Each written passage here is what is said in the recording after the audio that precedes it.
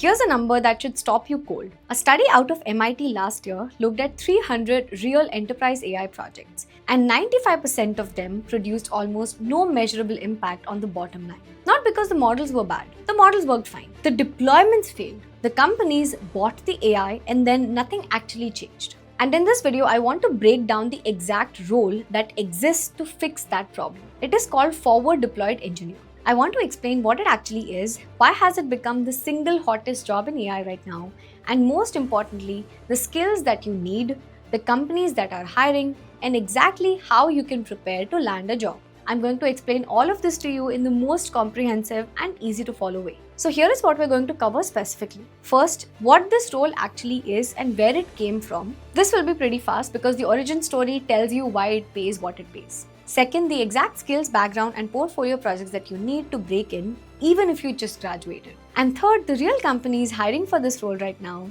real salaries, and a prescriptive plan to prepare for the interviews. See, these are not small numbers. We're talking total compensation that starts around $200,000 and climbs past $1 million at the very top.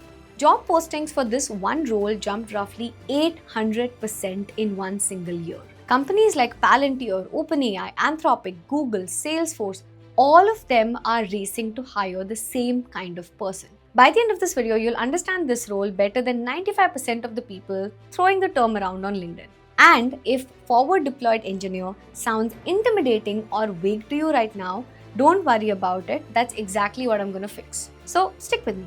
If you're new to my channel, hi there, I'm Ishwara Srinivasan. I've spent over 10 years in machine learning and AI. I have a master's in data science from Columbia University and I've been a data scientist at companies like Microsoft, Google and IBM. And I used to lead developer relations at companies like Fireworks AI. Now I'm a full-time AI entrepreneur and I've co-founded the Gen Academy, an AI skill building platform which is focused on real stuff that people are building right now. So this role sits right in the center of what I do. So let me start with what this role actually is because title can be misleading. Forward deployed engineer sounds like a soldier or like a regular engineer who happens to travel a lot. It's neither. Here's the cleanest way that I would frame it. Think about building a house. A sales engineer sells you the dream of the house. A solutions architect draws you to the blueprint. A regular software engineer builds the toolbox and hammers and the saws. The forward deployed engineer is the one who shows up on your actual messy construction site with all your weird existing plumbings and your half finished walls and builds the real finished thing right there. Embedded with you writing production code inside your systems, not from some back office. And this is the part that people get wrong. It is not consulting. A consultant hands you a slide deck full of recommendation and just leaves. A forward deployed engineer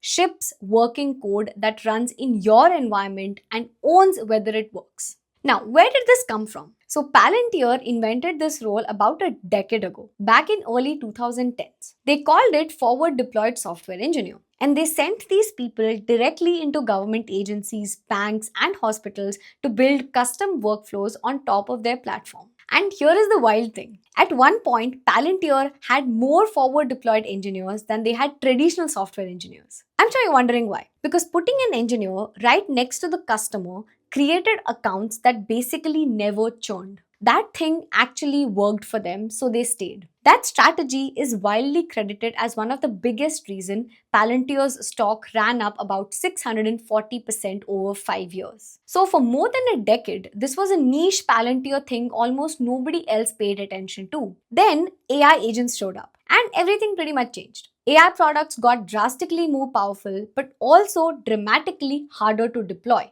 The demo is the easy 20% part. The other 80% is the integration walls, the legacy data pipelines held together with duct tapes, the regulatory constraints and the politics of getting production access from customer security team. That's the gap that killed 95% of those MIT projects that we spoke about. So in May 2026, OpenAI and Anthropic both stood up dedicated forward deployed engineering units, explicitly copying Palantir's playbook. And the startups got there first because they had no choice. Ramp grew its forward deployed engineering team from 2 people to 16 people in 18 months. Okay, so that's the what and the why. Now let's get into the part that you actually came here for, which is what does the job look like day to day?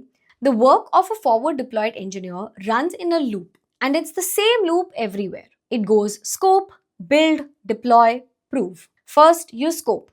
A customer comes to you with something very vague, something like, we want you to use AI in our factory. Now, your job is to dig in, find the one real bottleneck that's actually worth solving, and turn that fog into a concrete spec. Then you build it. Then you deploy it and debug it on site inside their real systems. And then this is the part that separates this role from everything else. You stay on the account until it hits a measurable business outcome. Whether it's a renewal or a revenue lift, something that's real. You own the outcome, not just the tickets which are being assigned to you.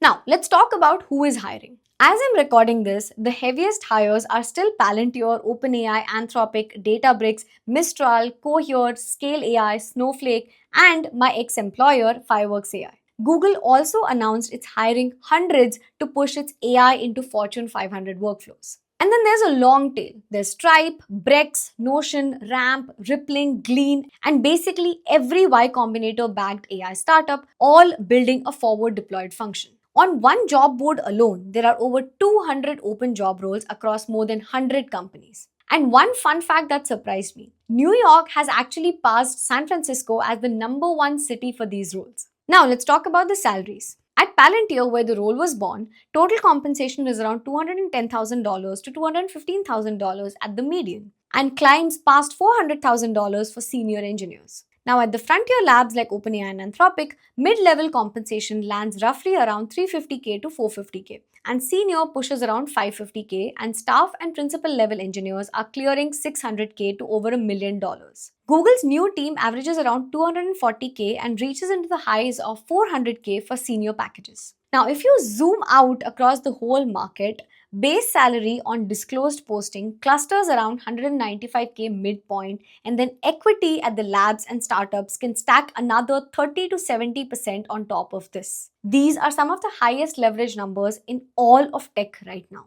So that's the money. Now, the real question, the one this whole video is building towards, is what does it actually take to be the person who earns it? So now let's get into the skill. The profile companies want is what people call T-shaped professional. I've spoken about this a ton of times. You need real depth in one place and real breadth across a lot of the others. But here's the trap. Most engineers obsess so much over the depth and completely ignore the breadth. And that's exactly why they get rejected. Let me explain both of that to you clearly. Start with the technical depth because that's the price of entry. You need to genuinely code, and the two languages that showed up again and again are Python and TypeScript. You need system knowledge, meaning the cloud platforms like AWS, GCP, plus Docker, Kubernetes, because you're deploying into live infrastructure, not a notebook. And the 2026 layer on top of all of this is AI specific. You need to be fluent with AI agent frameworks. You need to know how to write eval so you can actually measure whether your system works. And you need to be comfortable working with and even fine-tuning models. That's the modern forward deployed stack. If you can build an AI agent, wire it to real tools, and prove it works with numbers, you're already ahead of most people. I've created a lot of explainer videos on my channel, so if you want to go check them out to learn more about any of these topics, go do that.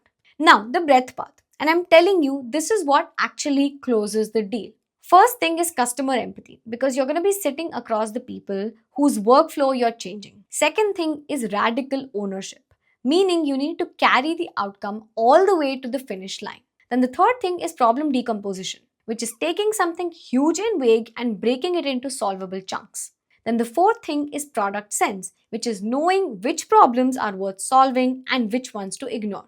And the last one, but definitely not the least, is a very high tolerance for ambiguity. Because often you'll be the only technical person in a room full of customers' confusion. And the mindset shift that separates a great forward deployed engineer from a great coder is learning to ask why before you ask how. So from a breadth perspective, what would be great is if you are able to understand different kinds of industry problems and actually go deep into different customer case studies. So what about background and experience? Let me get straight with you. Most of these job descriptions ask for somewhere between 3 to 7 years of software engineering experience. OpenAI's listing often wants 7 plus. There's no single required degree, although computer science and engineering background is typical. And here is a big one that people underrate. If you've been a founder or an early engineer at a startup, that is a massive plus. Because it means that you've already built something real from scratch inside a chaotic space. That's the exact muscle this job needs. Now, if you're a new grad watching this and that experience requirement just made your heart sink, stay with me. because the next 2 minutes are the most important in this whole video. This is the part nobody spells out, and this is how you build a profile that punches way above your ears. Here's the good news first. Juniors and new grad doors do exist, but they are concentrated in big structured programs. Palantir runs a forward deployed software engineering new grad track. Google Cloud, Deloitte, Salesforce, all of them run programs large enough to train people up. So apply to those first. That is your highest percentage shot. But here is how you actually stand out, and it's about your portfolio. So you need to listen to this closely. You need to stop building another toy chatbot. Every new grad has one and it proves nothing. Instead, build one single project that mimics the real forward deployed loop end to end. Pick a vertical that you find is interesting, whether it's healthcare, fintech, legal, whatever you want. Then find a genuinely messy public data, or scrape one, or just synthetically generate something. Scope one real bottleneck inside it. Then build an agent that solves that specific bottleneck. And here is the key. Wire it to real infrastructure. Connect a real Postgres dataset. Hit a real external API with real authentication. Handle the ugly edge cases, because remember that ugly 80% is the actual job. Then wrap the whole thing in an eval harness so that you can prove with numbers that it works. And deploy it for real in a Docker container on GCP or AWS and not on your laptop. Then, and this is the move that nobody makes, document it like a forward deployed engineer. Write up your scoping document, write up the trade-offs you made and why. Write up what broke, how you fixed it, and what you would standardize if you had to run this with 10 more customers exactly like this one. That write-up is your product judgment on full display, and honestly, it's worth more than the code itself. Now let's prepare you for the actual interview, because it has a specific shape. These usually run in 3 stages. The first one is going to be the behavioral round, which is testing ownership and communication. Second one is going to be technical deep dive on coding and system design. And the third, the famous one, decomposition of case study. So practice that out loud right now before you even apply. For example, you take a vague prompt like a hospital wants to use AI to cut emergency room wait times, and practice not jumping to a solution. Ask clarifying questions first. Find the real bottleneck. Propose a simple MVP, which is a minimal viable product. Then iterate, thinking out loud the entire time, because they're scoring you on how you reason, not whether you answer them instantly. Now these rounds can be jumbled up. Some companies do the technical one first and the behavioral later. And one more rep that pays off enormously. Go record yourself explaining one technical decision to a friend who's not an engineer. If they understand it, you're ready for the customer conversation this job is really built on. Okay, if you walk away from this video remembering one thing, let it be this. Companies are not paying 400K for somebody who can write the cleanest code. They are paying for somebody who can walk into a customer's messy floor, figure out which problem is actually worth solving, and ship something that moves the business. The code is probably the easy part. The judgment is the job. Plus, working with customers. Okay, I'll add a bunch of references and resources that you can read later below in the description. Now, if this video got you fired up about actually building real production-grade AI systems, the kind that forward-deployed engineers actually ship, here is how you go deeper. This is exactly what we built the Gen Academy for. It is an AI skill-building platform that I've co-founded with Arvind Narayan Murthy. And the whole mission is to train people to become the top 0.1% AI professionals in the world. Our flagship program is a 6-week certification program called Mastering Agentic AI Systems. These are live cohort sessions, not lonely recorded lectures. And every single week, you build an actual end-to-end project. And it is actually built for 2 kinds of people. If you're a software engineer or come from a computer science background, there's a code-heavy builder track where you write agentic logic, wire up the tools, and deploy it using code. And if you're a product manager, product marketing manager, into go-to-market, or just somebody who's not coming from a computer science background but just wants to become an AI builder, there's a track where we use low-code, no-code tools, and you'll still be building AI systems. Either way, you finish with shipped work in your hands. What I'm really proud of is that we have partnered with companies like NVIDIA, OpenAI, Nebius, Fireworks AI, Pinecone, 11 Labs, Llama Index, LangChain, and more, and their teams come in to give guest lectures. So you're not just learning from us, but you're also going to be learning from other AI experts who are building cutting-edge systems in the field. Plus, you get free credits from each of these companies to actually build these things. Now, this certification is actually covered under the learning and development budget at most companies, so definitely talk to your manager about this. And there's a special discount for my YouTube audience, which I've also added below. I hope that was helpful, and if you have any more questions, just feel free to drop that in the comments below. I'll see you in the next one.